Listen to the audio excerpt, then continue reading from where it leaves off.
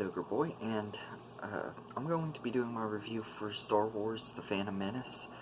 I've decided I'm going to start reviewing the Star Wars movies and stuff in preparation of The Rise of Skywalker, and I'm really excited to be doing these reviews. I've been wanting to do them for a while, and I've kind of had them on hold so until it was time before Rise of Skywalker, so I'm really excited to be reviewing these movies. So The Phantom Menace is the first movie in the prequel trilogy. I'm just going by chronological order of the Skywalker saga. I'm not going to do Rogue One and Solo yet. I'll do those after I see Rise of Skywalker. And everything, I'm just doing the Skywalker saga right now. And this one begins with Obi-Wan and Qui-Gon Jinn going on to Naboo to try to settle this thing that's going on with the Trade Federation and everything, and they're protecting Queen Amidala, and they end up on Tatooine where Qui-Gon meets Anakin Skywalker, and he does this pod race to help Qui-Gon win parts for his ship so they can leave Naboo. And after they win, he also takes Anakin to start training him, and they end up going back to Naboo for the big finale where they're trying to stop everything that's going on. And Obi-Wan and Qui-Gon fight Darth Maul and Queen Amidala, and some of them are leading some of the people to and then the Gungans, which is like Jar Jar Binks and everything, they're fighting these droid or robot things. I think they were droids, yeah. So that's pretty much the whole movie. Qui-Gon ends up dying at the end, of course, because to make it where Obi-Wan would take over and be Anakin's master. But I really do enjoy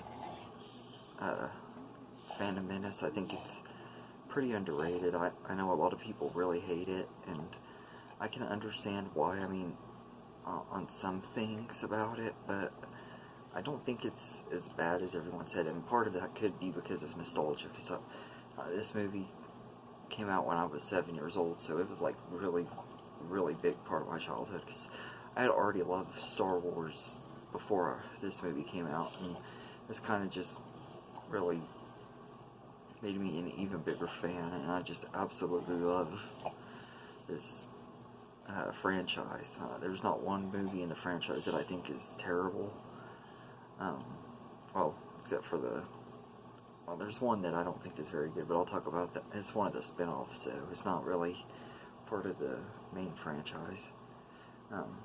But I'll talk about that when I get to it.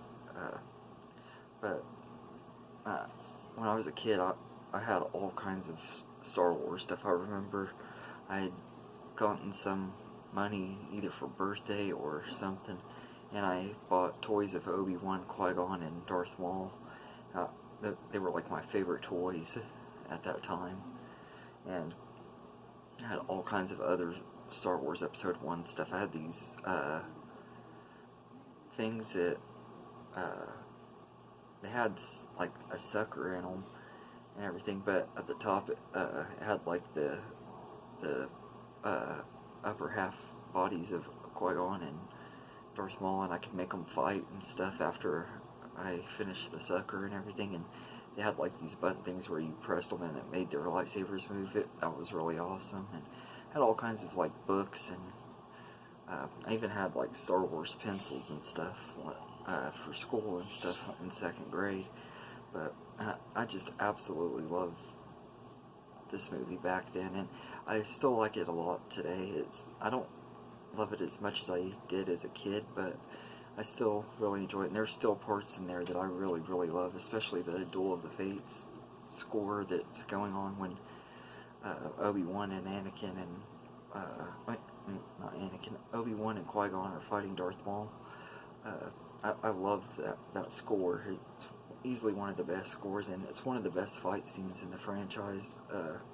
Lightsaber battles, they just really epic, and every time I watch it, I still get goosebumps from that.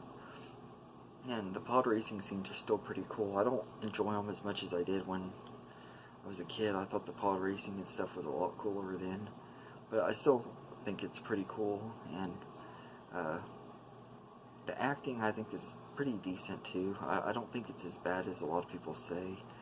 I thought Jake Lloyd was fine as Anakin. I don't like the way some people have treated him. I've heard that he's been bullied and stuff for it and everything, and it really messed up his life and everything. I feel really bad for the kid, because I mean, he wasn't even that bad as Anakin. I mean, anybody at that age would have died to be able to play Anakin and everything. I would have loved to.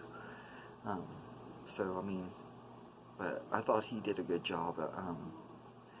I thought that Liam Neeson was great as Qui-Gon. He's actually one of my favorite characters in this movie, and he's still one of my favorite Star Wars characters, even though he's only in here in this movie.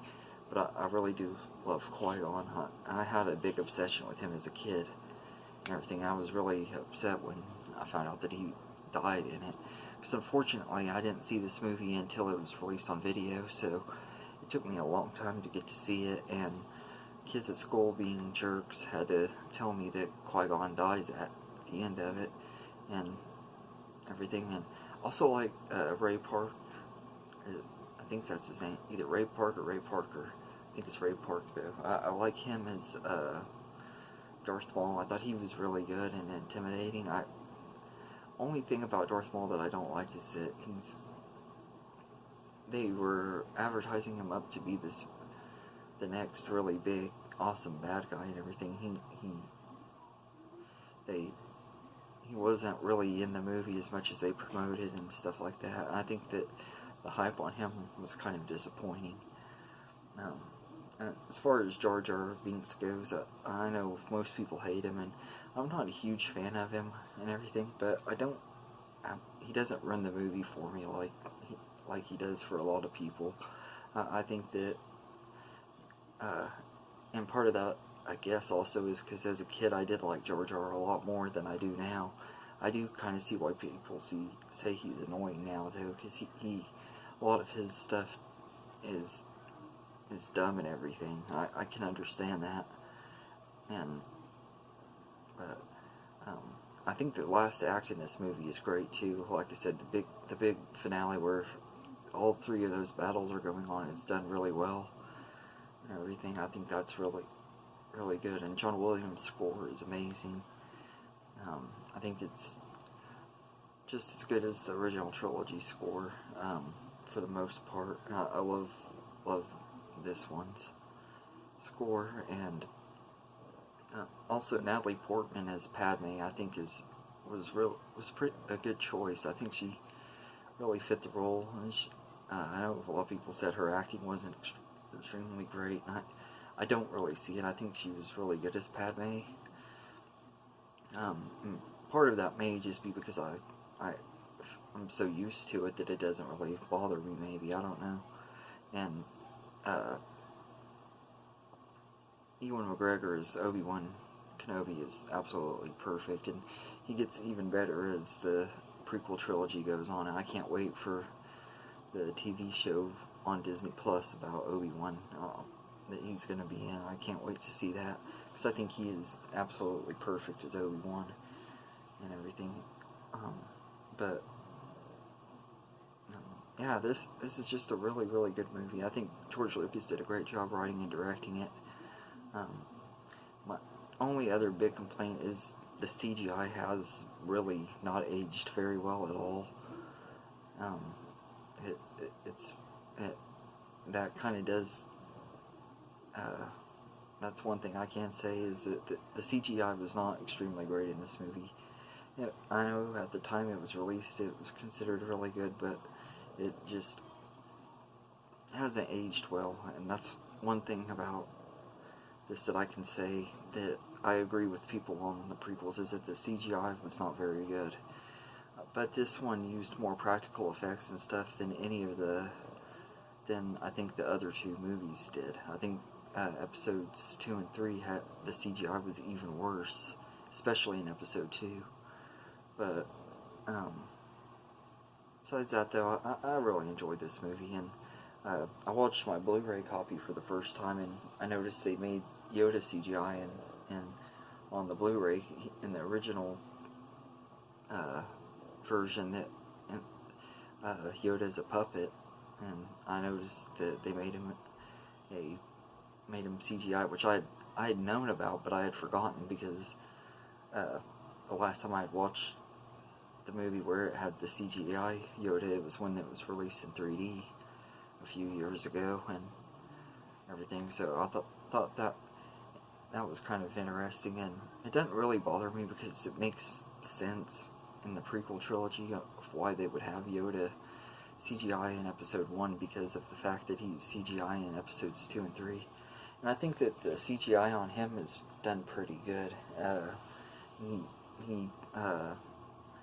They did a good job making him do the movements and stuff like he was still a puppet when he walks and stuff. I think that was pretty cool too. But I'd give Star Wars The Phantom Menace an 8 out of 10. It's really entertaining and everything. It does have some annoying humor and stuff. Like I said, Jar Jar can be kind of annoying. I don't think he's the worst thing to ever happen to Star Wars or anything like that. I don't think he was that bad as a lot of people say, but he is kind of annoying, and the CGI is pretty bad, but I can overlook that because I just love the story and the characters and everything. So let me know in the comments what you think of Star Wars The Phantom Menace, and I hope you enjoyed this video, and have a good day, everybody, and may the Force be with you.